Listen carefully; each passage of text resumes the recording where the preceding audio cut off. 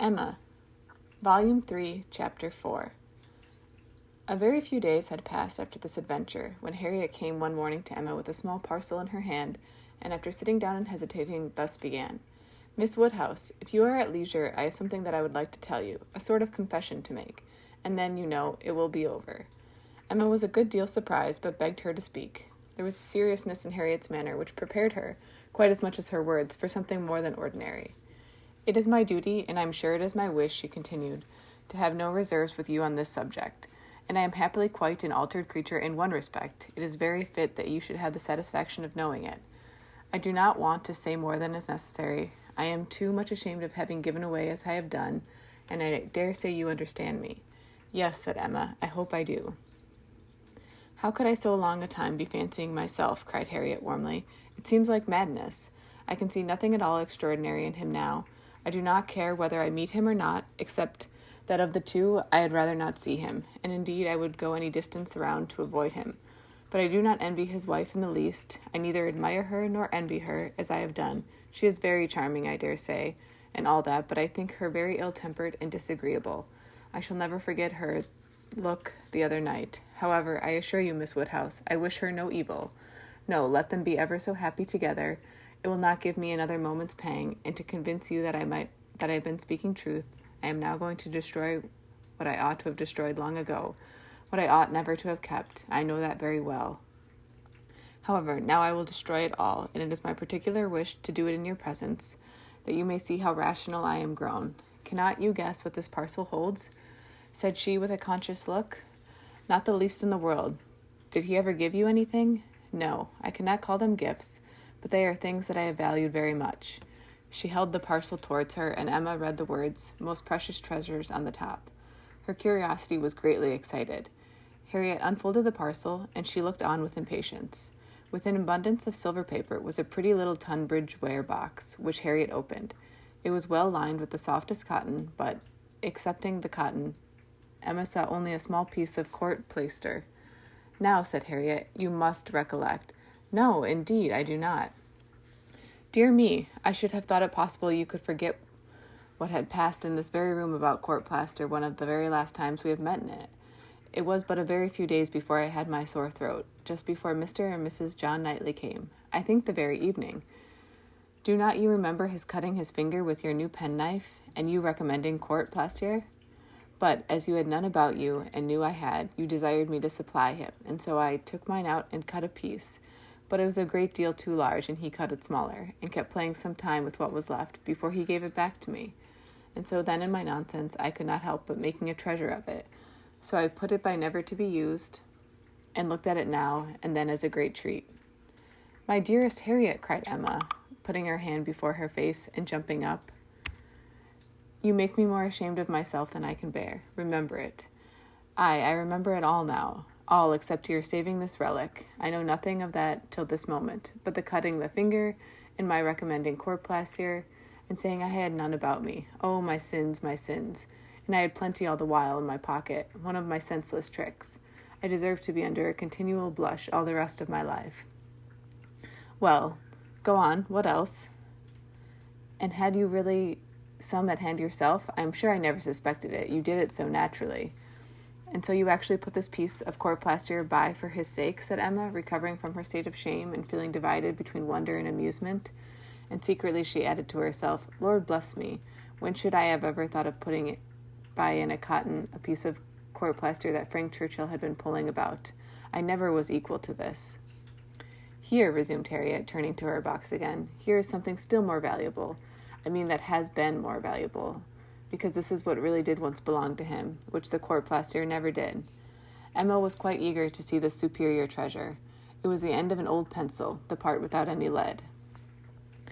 This really was his, said Harriet. Do you remember one morning? No, I dare say you do not. But one morning, I forget exactly the day, but perhaps it was the Tuesday or Wednesday before that evening, he wanted to make a memorandum in his pocketbook. It was about spruce beer. Mr. Knightley had been telling him something about brewing spruce beer, and he wanted to put it down, but when he took out his pencil there was so little lead that he soon cut it all away, and it would not do, so you lent him another, and that was left upon the table as good for nothing. but I kept my eye on it, and as soon as I dared, caught it up and never parted it with again from that moment. I do remember it, cried Emma. I perfectly remember it. Talking about spruce beer. Oh, yes. Mr. Knightley and I were both saying that we had liked it, and Mr. Elton seeming resolved to learn to like it too. I perfectly remember it. Stop. Mr. Knightley was standing just here, was not he? I have an idea that he was standing just here. Ah, I do not know. I cannot recollect. It is very odd, but I cannot recollect. Mr. Elton was sitting here, I remember, much about where I am now. Well, go on. Oh, that's all. I have nothing more to show you or to say, except that I am going to throw them both behind the fire, and I wish you to see me do it. My poor dear Harriet, and have you actually found happiness in treasuring up these things? Yes, simpleton as I was, but I am quite ashamed of it now, and wish I could forget as easily as I can burn them. It was very wrong of me, to keep any remembrances after he was married. I knew it was, but had not resolution enough to part with them. But, Harriet, is it necessary to burn the court plaster? I have not a word to say for the bit of old pencil, but the court plaster might be useful. I shall be happier to burn it, replied Harriet. It has a disagreeable look to me. I must get rid of everything. There it goes, and there's an end, thank heaven, of Mr. Elton. And when, thought Emma, will there be a beginning of Mr. Churchill? She had soon afterwards reason to believe that the beginning was already made, and could not but hope that the gypsy, though she had told no fortune, might be proved to have made Harriet's. About a fortnight after the alarm, they came to a sufficient explanation, and quite undesignedly. Emma was not thinking of it at the moment, which made the information she received more valuable. She merely said, in the course of some trivial chat, Well, Harriet, whenever you marry, I would advise you to do so, and thought no more of it till after a minute's silence she heard Harriet say in a very serious tone, I shall never marry. Emma then looked up and immediately saw how it was, and after a moment's debate as to whether it should pass unnoticed or not, replied, Never marry? This is a new resolution. It is one that I shall never change, however. After another short hesitation, I hope it is not in compliment to Mr. Elton. Mr. Elton, indeed, cried Harriet. Oh, no, and Emma could just catch the words, so superior to Mr. Elton? She then took a longer time for consideration. Should she proceed no further?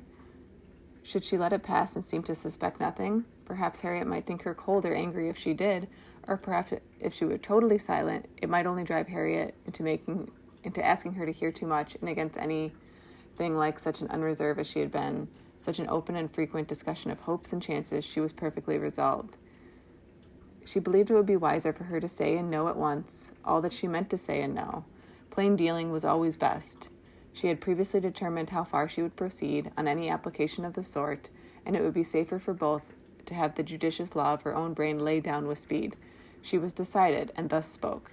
Harriet, I will not affect to be in doubt of your meaning. Your resolution, or rather your expectation of never marrying, results from an idea that the person whom you might prefer would be too greatly your superior in situation to think of you. Is it not so?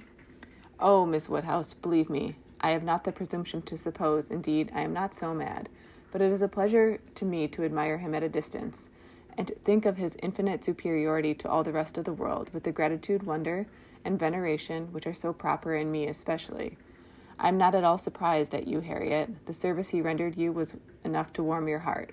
Service, oh, it was such an inexpressible obligation, the very recollection of it, and all that I felt at that time when I saw him coming, his noble look, and my wretchedness before, such a change, in one moment such a change, from perfect misery to perfect happiness.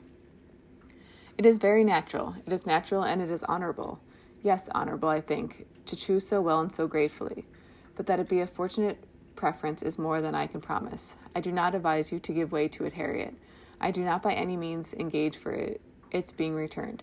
Consider what you are about. Perhaps it will be the wisest in you to check your feelings while you can. At any rate, do not let them carry you far, unless you are persuaded of his liking you. Be observant of him. Let his behavior be the guide of your sensations. I give you this caution now, because I shall never speak to you again on the subject. I am determined against all interference. Henceforward, I know nothing of the matter.